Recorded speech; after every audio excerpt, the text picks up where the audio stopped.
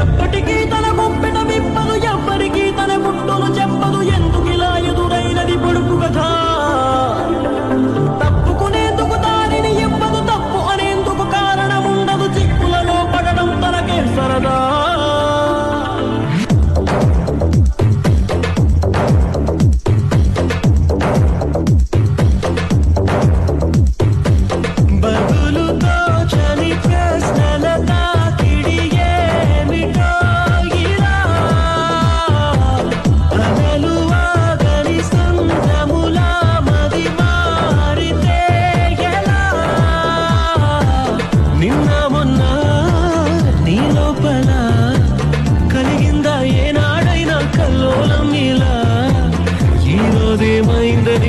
ఏదైనా ఎందరి నీకైనా కాస్తైనా అనిపించిందా?